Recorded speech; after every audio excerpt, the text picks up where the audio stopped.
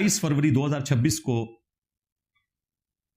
Iran के जो supreme leader हैं खामनाई साहब रहिमहुल्लाह ताला, उनकी शहादत हुई। उसके बाद फिर 168 बच्चों और बच्चियों की स्कूल में शहादत हुई मजलूमाना। कल तो वो जख्म भी ताज़ा हो गया जब ईरान का वफ्द पाकिस्तान आया तो उन्होंने अपने उस जहाज के अंदर बाकायदा सीटों के ऊपर उन बच्चों की तस्वीरें लगाई हुई थी। किसी का खून आलूद जूता, किसी का खून आलूद स्कूल बैग। ये तकलीफ वो बंदा ही महसूस कर सकता है जिसके अपने बच्चे हों। और फिर वो जिस सोजो गुदास के साथ उन बच्चों के साथ एक तसव्वुराती गुफ्तगू कर रहे हैं, जो उनके स्पीकर हैं मोहम्मद बाकिर साहब हाफिज़हुल्लाह ताला, जो इस पूरे मामले को लीड कर रहे हैं ईरान की तरफ से, तो बड़ा दिक्कत अंगेज वो मंजर था। बहरहाल 40 दिन के बाद पाकिस्तान की कोशिशों से, और साथ ही साथ ज़ाहिर है चाइना ने सपोर्ट किया, रशिया ने किया, सऊदी अरब ने किया, मिस्र ने, तुर्की ने, वक्ती तौर पे 15 दिन के लिए जंग रुक गई है अल्हम्दुलिल्लाह। और इस जंग का रुकना फिल वक्त पूरी इंसानियत के लिए ज़रूरी भी था। ज़ाहिर है अबनाए हुर्मुज़ का मामला है, और फिर दूसरी तरफ मुसलमान ज़ाहिर है दुखी हैं। दोनों तरफ से मुसलमान ही शहीद हो रहे हैं, क्योंकि अरब मुल्कों के ऊपर जब हमला होता है तो वहाँ पे भी मुसलमान हैं, और ईरान में तो मुसलमान है ही हैं अल्हम्दुलिल्लाह। इसमें जो ये पीस टॉक्स शुरू हुई हैं, बाद लोगों को ये वसवसा आता है कि ज़रूरत क्या थी ये जंग रुकवाने की। जो सूरत हाल इस वक्त बन चुकी थी, और जिस तरह अमेरिका एक बदमस्त हाथी की तरह धमकियां दे रहा था, और आखिरी दिन तो आपको पता है हम कितनी तकलीफ में थे। रात को बड़ी मुश्किल से मुझे नींद आई कि ये सुबह क्या मामला बनना है। ज़ाहिर है 8 अप्रैल की डेडलाइन दी हुई थी। शुक्र है 1.5 घंटा पहले हमारे जो प्राइम मिनिस्टर साहब हैं उनकी ट्वीट के अगेंस्ट जो उन्होंने पोस्ट एक्स पे की थी, अल्टीमेटली एक जंग बंदी का मामला हुआ सुबह के वक्त जब हम उठे। तो इस जंग का रुकना इसलिए ज़रूरी है कि इसकी तकलीफ पूरी इंसानियत काट रही है। मुसलमान तो काट ही रहे हैं, पूरी इंसानियत काट रही है। और ये जंगों का रुकना कोई शिकस्त की इलामत नहीं होती। बाज़-औक़ात जंगों का टल जाना भी फतह होता है। सुलह हुदैबिया के मौका पर एक जंग टली थी, लेकिन अल्लाह ताला ने सूरह फत में फरमाया इन्ना फतहना लका फतहम मुबीना, बेशक ए महबूब सल्लल्लाहु अलैहि वसल्लम हमने आपको एक रोशन फतह अता फरमा दी है।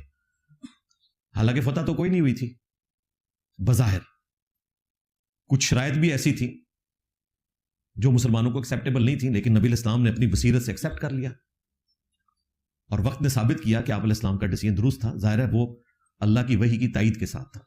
सैयदना उमर से थोड़ी मिस हैंडलिंग भी हुई, पूरी जिंदगी वो रोते भी थे इस पे कि मुझे नबी इस्लाम के साथ इस तरीके से गुफ्तगू नहीं करनी चाहिए थी कि यार रसूलुल्लाह हम क्या हक पे नहीं है। वो तो फिर सैयदना अबू बकर ने उनको डांटा कि वो अल्लाह के रसूल हैं सल्लल्लाहु अलैहि वसल्लम, वो वही की ताईद के साथ कर रहे हैं जो कुछ कर रहे हैं। बहरहाल वो फतह साबित हुई। सही बुखारी में बड़ी तफसीलात हैं इसकी। इसी तरीके से सही बुखारी में ग़ज़वा मूता का जिक्र मौजूद है, उसमें बाकायदा अल्फाज हैं। नबी इस्लाम ने कहा मस्जिद नबवी शरीफ में बैठे हुए हैं, सैकड़ों मील दूर ग़ज़वा मूता हो रही है, और उसमें सैयदना ज़ैद शहीद हो जाते हैं। नबी इस्लाम की मुबारक आंखों से आंसू जारी हैं। अल्लाह ताला ने इतनी दूर का मंजर आपको दिखाया। ज़ाहिर है नबी होता ही वो है जिसके पास गैबी खबरें आती हैं। अब ये मंजर सहाबा को नहीं नजर आ रहा। अब मेरा मासूमाना सवाल है कि नबी इस्लाम की सोहबत में बैठे हुए अबू बकर, उमर, उस्मान और अली रदियल्लाहु अन्हुम अजमाइन व अलैहिमुस्सलाम अजमाइन को सैकड़ों मील दूर का मंजर नजर नहीं आ रहा, तो जनाब फिर अब्दुल कादिर जिलानी तो शाही कोई नहीं। हाय हाय हाय, कितने गया दिमाग। अबू बकर, उमर, उस्मान और अली जैसा है ही कोई नहीं, और इसके मुकाबले पे तेरे बाबे थे, शाही कोई नहीं। मैं नबी सा है ही कोई नहीं, तेरे बाबे थे, शाही कोई नहीं। सोच रहे होंगे आज फिर बाबे आ गए। बाबे आ जाते हैं भाई, हदीसों में आते हैं, क्या करिए। नबी इस्लाम ने फरमाया कि मेरा जैद शहीद हो गया, जैद बिन हारसा, उसामा बिन जैद के वालिद। जाफर तैयार शहीद हो गया, मौला अली के जो भाई थे, और नबी इस्लाम के कजन भी। और फिर फरमाया अब्दुल्ला बिन रवाहा भी शहीद हो गया। और अब मुसलमानों ने मशवरे से अल्लाह की तलवारों में से एक तलवार यानी कि खालिद इब्न वलीद को अपना सपा सलार चुन लिया। मैं अल्लाह से उम्मीद करता हूं कि अल्लाह ताला उसके हाथों पर मुसलमानों को फतह देगा। اور وہ فتح کیا تھی؟ فتح یہ تھی کہ 3,000 کے مقابلے پہ 1.5 سے 2 لاکھ کا لشکر رومن ایمپرر لے کر آ گیا تھا، اور کوئی ریشو پروپورشن نہیں تھی. سیدنا خالد بن ولید نے بڑی مہارت کے ساتھ اپنی فوج کو بچا کر واپس مدینہ شریف میں لانے میں کامیاب ہو گئے. کچھ جھڑپیں ہوئیں، لیکن اس کے بعد ان کو اندازہ ہو گیا کہ اتنی بڑی فوج کے ساتھ مقابلہ نہیں کیا جا سکتا. ظاہر ہے کہ اس فوج میں شیخ عبد القادر جیلانی تو ہے ہی نہیں تھے کہ نگاہ مار کے پوری رومن امپائر کو ختم کر دیتے. یہ میں آپ کی آنکھیں کھولوں گا، ساتھ ساتھ دماغ کھولوں گا کہ پہلے یہ ڈرامہ بازی نہیں ہوتی تھی. واپس آئے تو بعض جذباتی مسلمانوں نے کہا کہ یہ بزدلی دکھائی ہے انہوں نے، واپس کیوں آ گئے؟ نبی علیہ السلام کہہ رہے ہیں کہ یہ فتح ہوئی ہے، اور عام مسلمان کیا سوچ رہے ہیں کہ بزدلی دکھائی ہے، مر جاتے سارے، شہید ہو جاتے. کیا تھا؟ اللہ کے لیے گئے تھے نا، کیوں واپس آئے؟ لیکن نبی علیہ السلام نے خالد بن ولید کی اسٹریٹجی کو انڈورس کیا. لہٰذا اگر پاکستان کے پرائم منسٹر آج، یا یہاں کے فیلڈ مارشل صاحب، یا ہمارے ڈپٹی پرائم منسٹر صاحب یہ کوشش کر رہے ہیں کہ جنگ رک جائے، تو یہ کوئی بزدلی والا معاملہ نہیں ہے. میں قرآن و سنت سے ساتھ ساتھ کلیئر کرتا ہوں تاکہ آپ کے دماغ کھولوں. اور یہ باتیں ایران کو پہلے بھی پاکستان سمجھا رہا تھا. 2025 میں جب انڈیا اور پاکستان کی جنگ تھی، ابھی ایران کے ساتھ جنگ کا معاملہ اسرائیل کا شروع نہیں ہوا تھا، اس وقت میری ایک ویڈیو ریکارڈ ہوئی تھی جو حرام خور یوٹیوبرز نے آج کے دن نکال کے اور کہا کہ انجینئر صاحب کہہ رہے ہیں کہ جی امریکہ تمہارا کچومر نکال دے گا تو پیس ڈیل کر لو. اس وقت جنگ شروع نہیں ہوئی تھی، تو آج ڈیل ہی کرنے ایران آیا ہوا ہے نا. میرے کہنے پہ مانا ہے، بزدلی دکھا رہا ہے. اللہ کے بندو، اس طرح نہیں دنیا کے معاملات چلتے ہیں، چیزوں کو مینج کرنا پڑتا ہے. بہرحال اس وقت تو ایران والے نہیں مانے، اور پھر جنگ شروع ہوئی. پھر 2026 کی یہ جو 28 فروری کی جنگ تھی، اس وقت ایران والے مان گئے، بلکہ وہ پچھلی شرائط سے بھی زیادہ شرائط ماننے پہ تیار ہو گئے. لیکن اسرائیل نے خباثت کی، اور ظاہر ہے کہ ٹرمپ کی کمزوریاں ان کے ہاتھ لگی ہوئی ہیں ایپسٹین فائلز کی شکل میں. انہوں نے ایران کو اپنے راستے سے ہٹانا تھا، سب کچھ ماننے کے باوجود پھر بھی حملہ کر دیا. وہ عمان کے جو وزیر خارجہ انہوں نے کہا کہ بڑی حیرانگی والی بات ہے کہ ایران سب کچھ مان گیا تھا، بلکہ 2025 سے بھی زیادہ شرائط مان گیا تھا. تو وہ جو ڈیل کر رہا تھا ایران، وہ کوئی بزدلی نہیں دکھا رہا تھا. اچھے وقت کا انتظار. ہمارے آرمی چیف نے خامنائی صاحب کو اس وقت بھی سمجھایا تھا کہ آپ ہماری نقل نہ اتاریں. اب تو یہ بات کھل چکی ہے نا، مجھے تو اس وقت بھی پتا تھی، اب تو یہ اوپن سیکرٹ ہے. خامنائی صاحب کو انہوں نے کہا تھا آپ ہمیں نہ دیکھیں، ہمیں تو اللہ تعالیٰ نے موقع ایسا دیا تھا کہ امریکہ پھنسا ہوا تھا افغان وار میں، اور ہم نے ایٹم بم بنا لیا. پوسٹ 9/11 یعنی 11 ستمبر 2001 کے بعد اب آپ اس طریقے سے معاملات کو لے کے نہیں چل سکتے. لہذا وقتی طور پہ آپ ٹائم گین کریں اپنا، اور مستقبل میں اگر حالات بہتر ہوئے تو آپ اپنے معاملات کو کر لیجئے گا، لیکن اس وقت کسی طریقے سے اس جنگ کو ٹالنے کی کوشش کریں. یہ میں بات کر رہا ہوں 2025 والی جنگ کی. پھر 2026 میں انہوں نے ہمارے آرمی چیف کا مشورہ مان لیا اور شرائط کے لیے تیار ہوئے. لیکن دوسری طرف یہ ایپسٹین فائلز والا چکر نکل آیا، اور اسرائیل نے پھر رنگ میں بھنگ ڈال دیا. بہرحال اللہ کی مہربانی ہے کہ پھر وقت 15 دن کے لیے جنگ رکی ہے. انشاءاللہ تعالی امید ہے کہ یہ معاملات بہتری کی طرف جائیں گے. اور میں یہ سمجھتا ہوں کہ 10 مئی 2025 کو جو اللہ تعالیٰ نے پاکستان کو فتح دی تھی، اس کے بعد 10 اپریل 2026 کو ایگزیکٹلی 11 مہینوں کے بعد، یعنی 1 سال کے اندر اندر یہ دوسری بڑی فتح دی ہے کہ پوری دنیا پاکستان کی طرف دیکھ رہی ہے. اور انشاءاللہ اگر یہ معاملات بہتری کی طرف گئے، اور امید ہے کہ جائیں گے، تو ورلڈ وار 2 کے رکنے کے بعد اسلامی تاریخ کا، بلکہ انسانی تاریخ کا پچھلے 80 سالوں میں یہ سب سے بڑا واقعہ ہوگا کہ یہ ورلڈ وار 3 رک گئی. یہ ورلڈ وار 3 تو ہو چکی ہے نا انڈائریکٹلی، ظاہر ہے پوری دنیا افیکٹ ہوئی ہوئی ہے.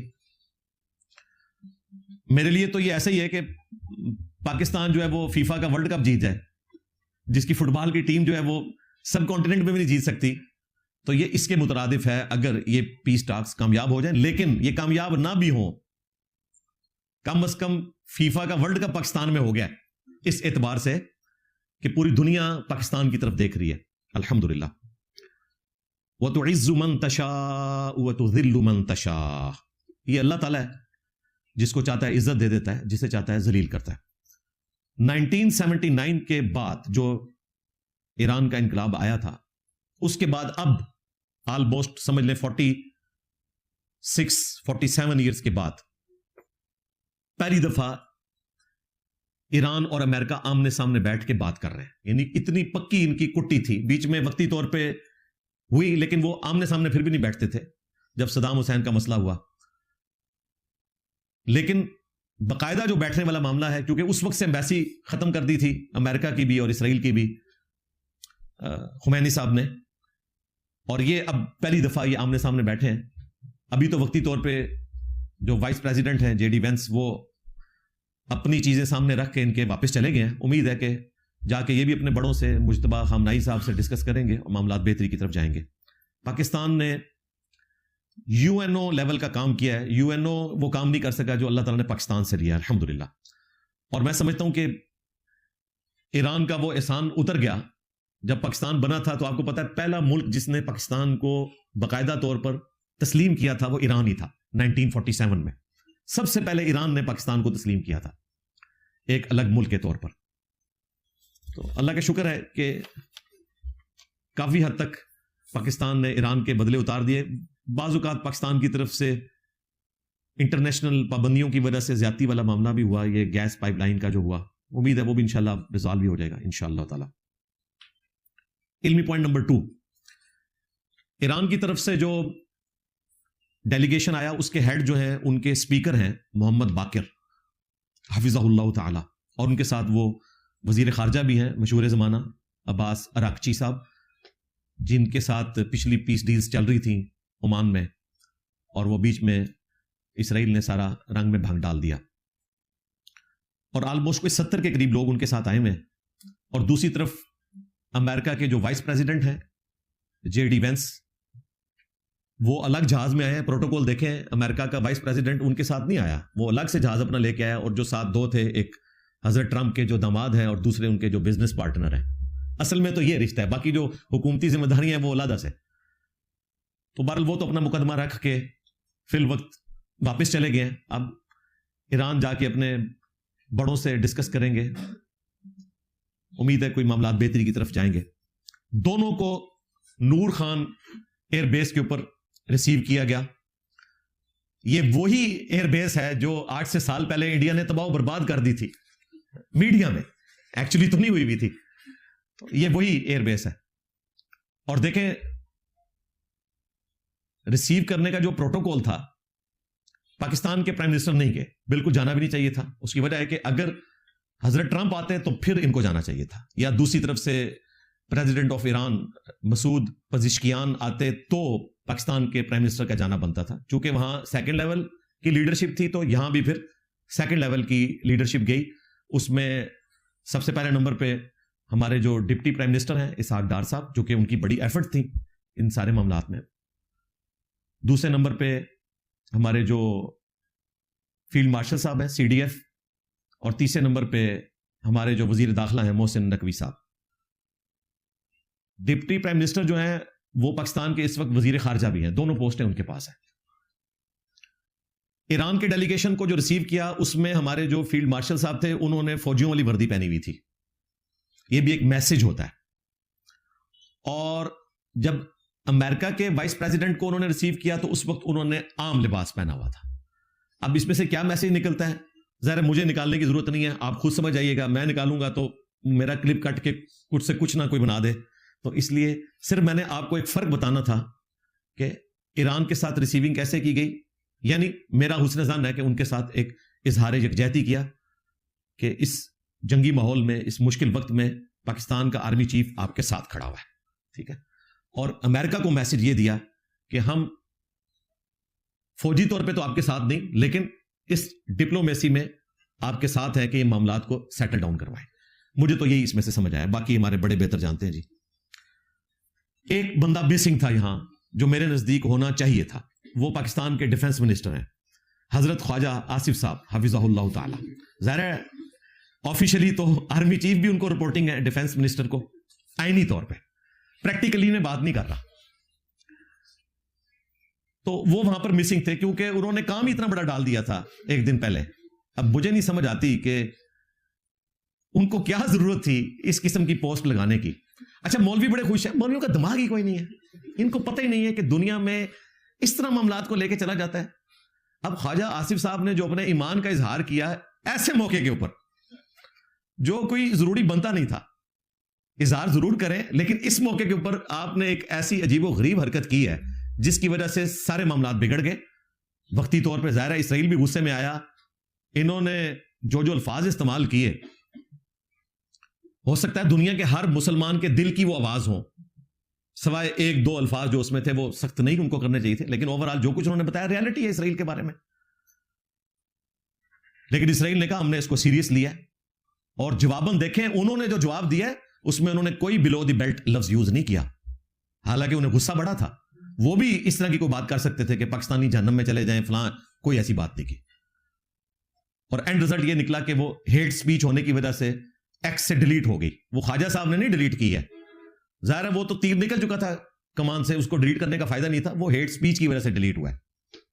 ایکس ظاہر ہے اس قسم کے الفاظ تو نہیں برداشت کریں گے وہ، بل خواجہ صاحب کو ضرورت نہیں تھی اس قسم کی حرکت کرنے کی، اور نہ مولویوں کو چاہیے کہ وہ جناب اس کے مزے لیں، اور نہ ہماری یہاں ایک پولیٹیکل جماعت ہے ویسے انہیں کوئی بات پسند نہیں آتی، یہ ٹویٹ ان کو بڑی پسند آ گئی کیونکہ اس میں پاکستان کا نقصان ہونے والا تھا تو وہ ان کو پسند آ گئی.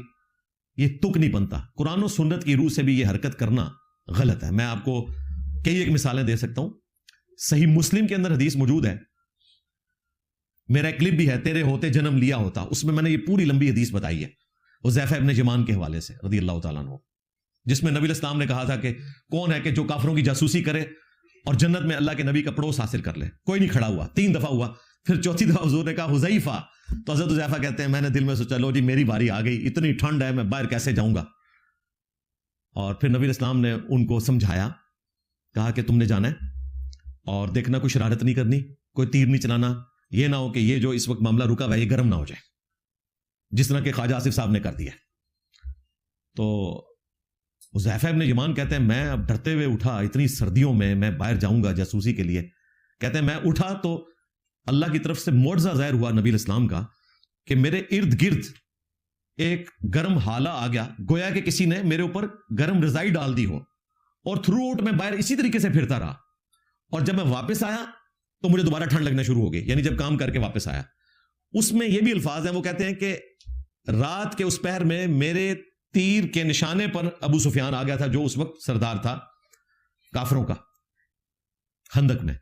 میں نے ارادہ کیا کہ میں اسے یہیں پہ ختم کروں خواجہ آصف صاحب کی طرح، لیکن پھر مجھے حضور کی نصیحت یاد آئی کہ کوئی کام نہ ڈال کے آ جائیں گے، تو میں پھر رک گیا.